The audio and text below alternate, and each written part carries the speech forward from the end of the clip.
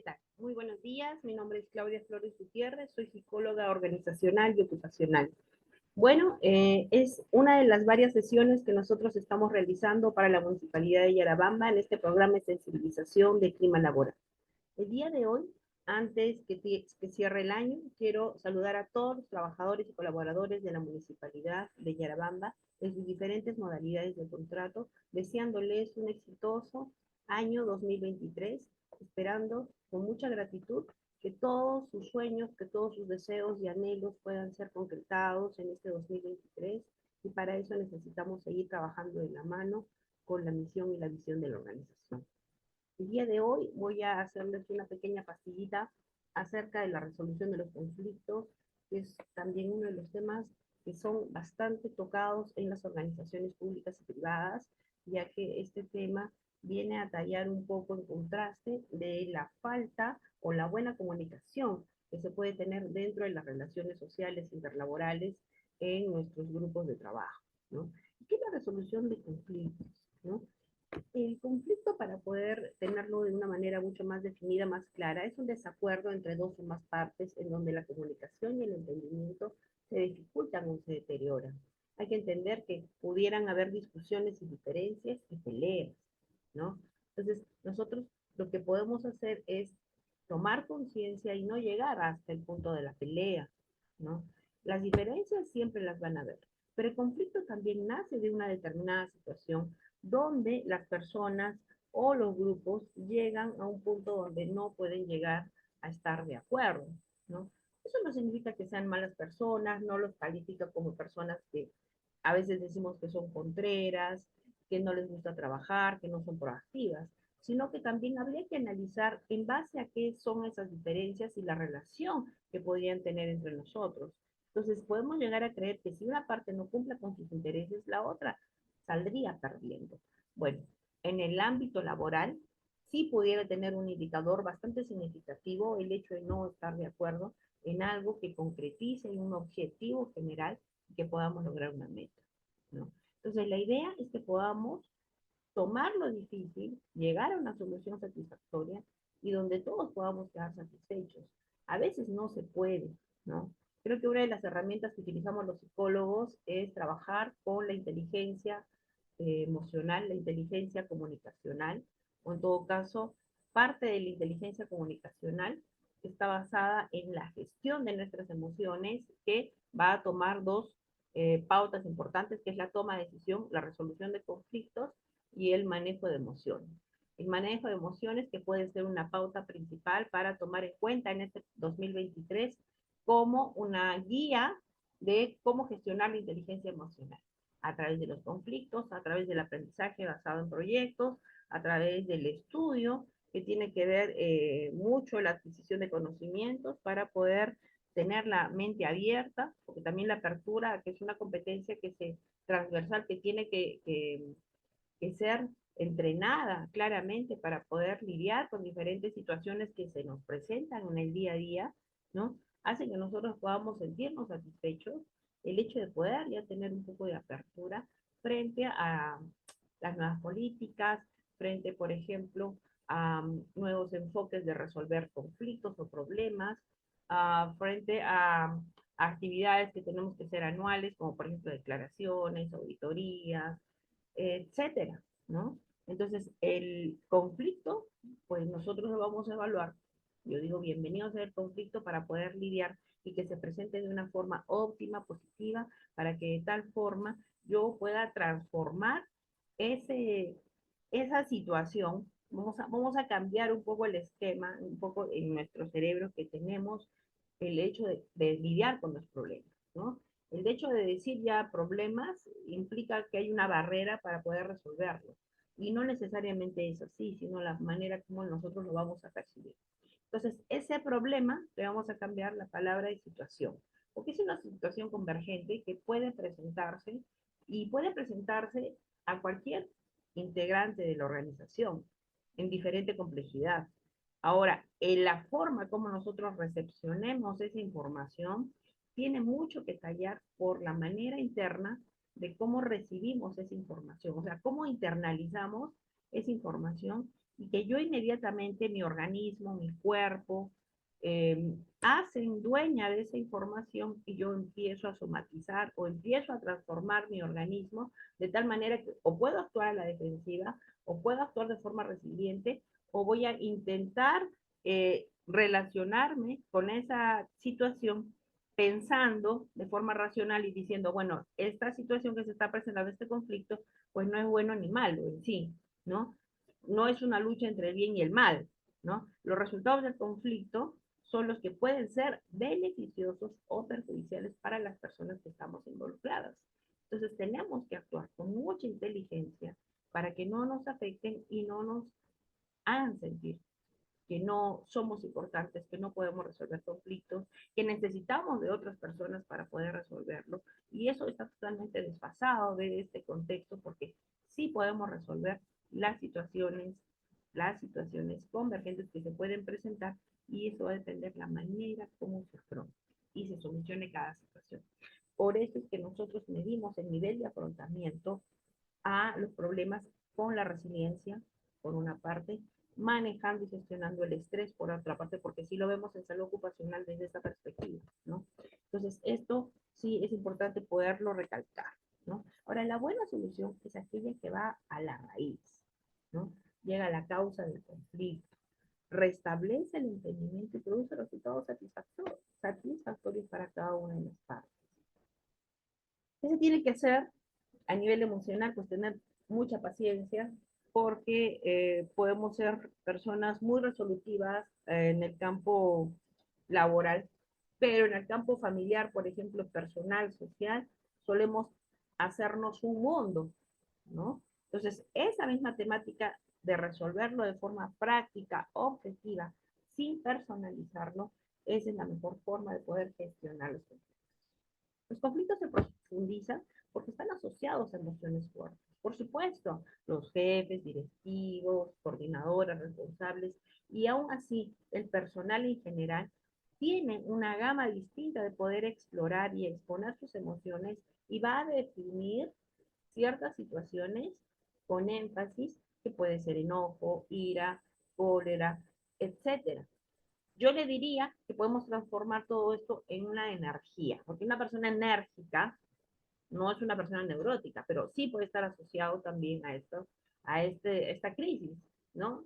No es una patología, pero sí es un comportamiento que puede ser recurrente. Entonces, la ira, el enojo, el menosprecio, el rechazo, el miedo, la tristeza y la vergüenza, así podemos eh, suponer que es un constante comportamiento en el cual podemos estar viviendo y lo podemos habituar hacia nosotros, pero ahí nosotros tenemos que ser conscientes porque podemos estar perdiendo el equilibrio emocional, generando pleitos, generando que las partes se lastimen, salgan perjudicadas. Y por eso a nadie le gusta tener conflictos, porque aunque existan, hay quienes le esconden, hay quienes lo evaden, hay quienes lo evitamos para poder imponer una solución a la fuerza, ¿no? Estas formas de afrontar el conflicto pueden producir dolor y resentimiento, ¿no? A veces pasa también que después de estos conflictos, cuando hay reuniones de confraternidad o día del trabajo o actividades que piden o que estén capacitaciones, por ejemplo, que esté personal, pues no participan, ¿no? No participan porque una de las hipotéticamente causas por las que no participan es justamente este sentimiento que puede estar ahondado de situaciones que hayan pasado se han situado en el pasado y que probablemente todavía no hayan sanado. Entonces, la persona no siente esa energía para poder o motivación de poder participar como antes lo hacía, ¿no? Ojo que acá también tenemos que analizar esto, que es un tema que lo estamos personalizando y no sería lo más idóneo. Entonces, ¿qué otras emociones podemos sentir? Impotencia, generalmente, cuando no se llega a ninguna solución. Y a veces pasa esto, o sea, ninguna de las dos partes quieren ceder, o de las tres partes no quieren ceder, y yo estoy en medio de esta situación. Bueno, sin embargo, cuando hay una situación de conflicto, existe la posibilidad de restablecer la comunicación y la comprensión mutua, porque se crean muchas posibilidades de obtener soluciones beneficiosas para ambas. Creo que el sentido del humor, que es una fortaleza que se debe trabajar en los programas de intervención para gestionar el clima y en todo lo que es el bienestar psicológico del trabajador, también el sentido del humor hace que las personas podamos cambiar el estado de ánimo y visualizar las situaciones ya no de la perspectiva dramática, sino desde una perspectiva mucho más objetiva y estratégica, que es lo que nosotros tenemos que apuntar. ¿Sí? Muy bien. Entonces,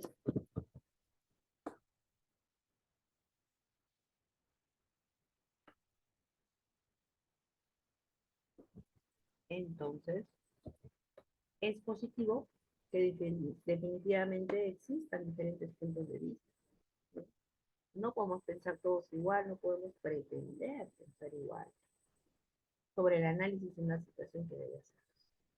Ahora, existe la consensualidad, que en la inteligencia emocional la utilizamos mucho, y es poder estar de acuerdo la mayor parte de las personas para poder tomar una decisión, que también es un punto clave dentro de la resolución de conflictos, y viceversa, porque se retroalimenta. Y sobre esto, de hecho, permite una visión más amplia y llega a encontrar las mejores opciones para solucionar el problema. Las diferencias de opiniones no provocan situaciones conflictivas, ni son su principal elemento. Son los otros factores que pueden implicar en que los conflictos se convierten en algo verdadero, como por ejemplo las emociones, ¿no? Entonces, el problema para las personas en las organizaciones que están involucradas en, en este tipo de actividades, tenemos ciertos factores, pues son los siguientes, ¿no? ¿Qué es lo que interviene? Primero, están las necesidades e intereses insatisfechos de una de estas partes, ¿no? Creo que un poquito entra a tallar, si no es de manera objetiva, pues quizás el orgullo, quizás la forma de ser de imponer a las personas, condicionar, presionar, querer hacer lo que yo quiera, a pesar de del acuerdo colectivo, digamos. ¿No? Entonces ya no respetamos, ¿no? Digamos, el acuerdo por querer hacer lo que yo quiera, ¿no? O sea, parte un poquito de la parte personal, ¿no? Y también ir en contra de lo que la masa indica, que puede estar correcta o no, ¿correcto? Pero si bien una parte siente que la otra la perjudica, la satisfacción de las necesidades tiene que ser algo legítimo para el bien común de los intereses de ambas partes, ¿no? Y a unir este factor están los desacuerdos, que resultan a veces con una de las partes en una posición desventajosa e injusta en relación con la otra. Es una forma de percibir y probablemente también sea real. Y esto va a producir frustración y enojo. Miren lo que les estoy empezando a tallar un poco estos temas, que en la resolución de conflictos quizás solamente estamos viendo en sí el problema, pero yo estoy enfatizando más en la parte emocional, que es la que lidia y la que nos hace tomar las decisiones finalmente, que es más del 95% de las decisiones son tomadas a nivel emocional, ¿no? Sí, también son racionales, pero también tienen un nivel emocional, ¿no? Entonces, esto hay que tomarlo en cuenta para poder analizar si es que realmente nosotros nos encontramos en este tipo de situación y de qué manera lo podemos gestionar. Los sentimientos y las emociones exaltadas, como por ejemplo el ataque a y la defensa como respuestas para mantener la seguridad personal o grupal en los enfrentamientos que pueden provocar los conflictos. Miren qué interesante esta información. O sea, a veces por los problemas personales y por la forma como percibimos las cosas en nuestros procesos internos, podemos personalizar y podemos sentirnos vulnerables frente a, frente a un conflicto que se está presentando en la empresa, en la organización, en la institución, y nosotros cómo lo transformemos en nuestra realidad, en nuestro organismo, es cómo lo vamos a enfrentar, ¿no? Desde ahí, que de pronto para algunas personas, según la percepción, puede ser que sea un conflicto totalmente innecesario y para otras sí es un conflicto bastante relevante, ¿no? Entonces, por todos los medios, ¿dice? Las personas a veces podemos tratar o intentar de defender lo indefendible, ¿no? O tratar de salirnos con la nuestra. O también, de esta manera, podemos dejar llevar nuestras emociones irracionales y recurrir finalmente al real conflicto que viene a ser la discusión, perdón, no la discusión, la pelea en sí, o sea, que la persona pierda los papeles y empiece a gritar, ¿no? Y empiece a ofender a las personas, y a sacar los trapitos sucios, como se dice, y viene con la mala comunicación que viene a ser la agresividad. Es el estilo de comunicación que no debe utilizarse, pero que finalmente la mayor parte de las personas caemos. Y la otra parte puede sentirse ofendida, lastimada, dañada, y también puede responder de la misma manera, ¿no? Entonces es como una pelea de perritos que ustedes van a analizar, que a veces uno empieza, el otro empieza y no hay acá, ¿no? Entonces, ¿qué hay ahí? Proceso, ¿no? De falta de maduración emocional en el trabajo, ¿no? Por eso es que le digo que es importante trabajar un programa de intervención de inteligencia emocional, no menos de 6 meses, que nos permita mejorar nuestras relaciones interpersonales. Ahí se los voy a dejar planteado para que ustedes, de repente, alguien de alguna área de bienestar social, perdón, de recursos humanos, pueda presentar esta propuesta, porque sí les ayudaría muchísimo, pese a que de repente no haya muchos conflictos, siempre los hay, pero esto sería, nos llevaría a una línea mayor de sostener esas relaciones que sean más sanas, ¿sí? Entonces, hasta ahí, ustedes van a ir entendiendo cómo se van dando estas cosas. Ahora, muy unido a este punto anterior, la defensa de una posición o de una decisión sin considerar o escuchar posiciones contrarias. Por ejemplo, el presidente de una asociación de desarrollo puede tomar una decisión que sabe que será conflictiva, pues totalmente de acuerdo, ¿no? Aún así, continúa sin atender las opiniones de las y los otros miembros de la directiva. El resto de las y los directivos se sentirán molestos y el conflicto se podrá profundizar. Ahí hay un tema bastante polémico porque resulta que muchas de las decisiones que se pueden tomar de manera objetiva tienden a tener un impacto negativo. Bueno, es un impacto sobre todas las personas, pero ahí ya vienen otros intereses personales, ¿no? Entonces, a veces estar en contracorriente de los lineamientos y políticas que tiene la institución, pues resulta ser más conflictiva, no tanto con las personas, sino es algo más interno, más personal, ¿no?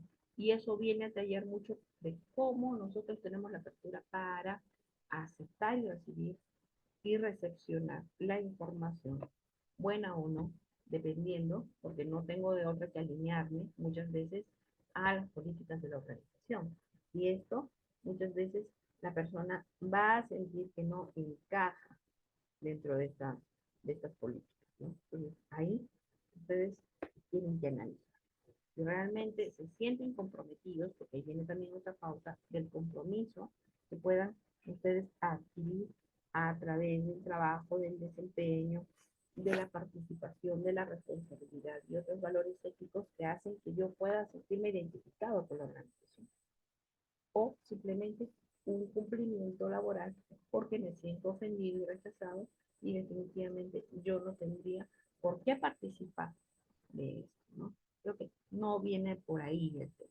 Y si fuera el caso, tengo que analizar, ¿no? De pronto, es como cuando ayer hablaba con una colega, una psicóloga muy amiga mía, y me decía, mira, a veces cuando la persona tiene problemas y no acepta los problemas, va y lo consulta con un especialista, ¿no?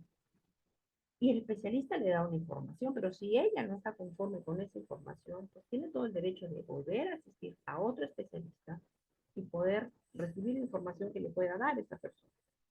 Si la otra persona le da una misma percepción o similar a la que le está dando el médico y no está conforme esa persona con esa misma información, pues vamos a buscar otro especialista y voy a buscar un tercer especialista para que me pueda dar otra retroalimentación. Entonces, señora, señor, es que yo tengo 3 personas especialistas que me están diciendo la misma información. Yo tengo que sacar una conclusión, o sea, ya el problema no es el especialista, el problema soy yo. Y eso es lo que tengo que empezar a darme cuenta, ¿no?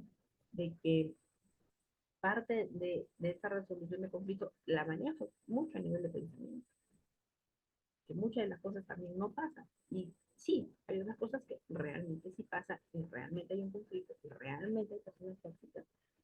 ¿Cómo lidio con eso también? ¿No?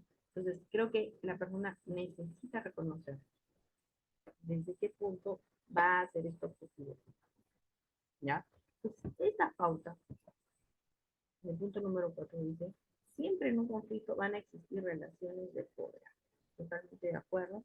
Muchas veces las posibilidades de diálogo y de convencimiento son sustituidas por la imposición, ya sea para acallar las diferencias, o sea, para imponer un interés o un punto de vista.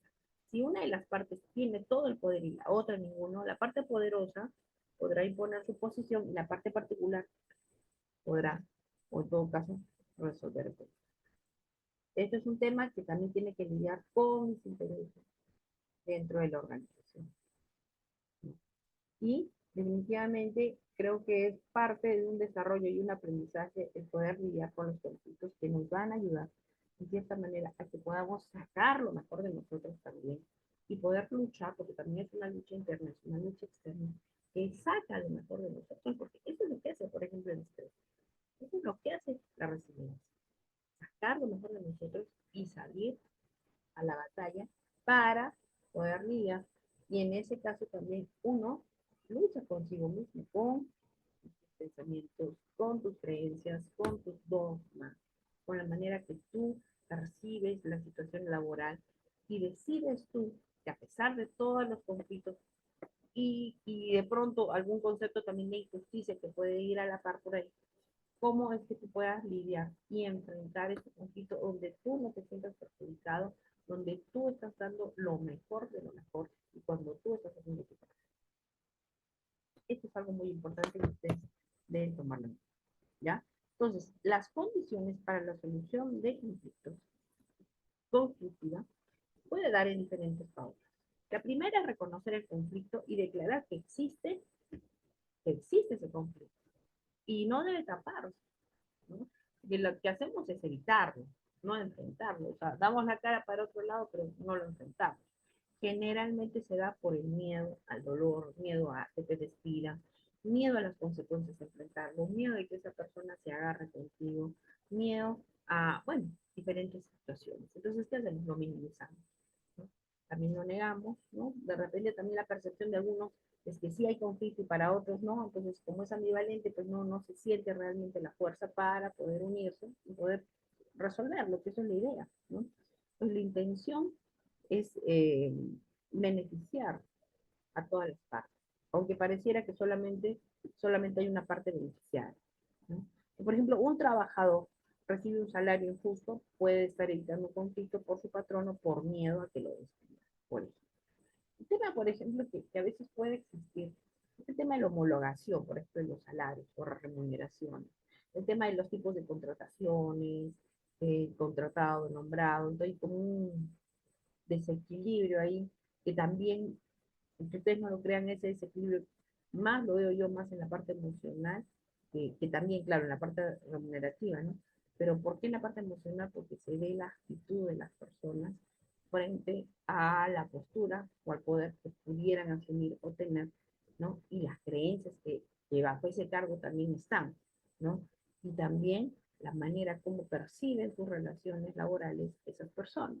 Entonces todo eso influye, ¿no? Y acá los ejemplos se ven muchas veces claramente, ¿no? Pues es un ejemplo de esta persona porque no quiere perder los beneficios, porque no quiere, digamos, que si la creencia de esa persona es que si pierde ese trabajo va a perder todo, que no va a volver a encontrar un trabajo nunca más.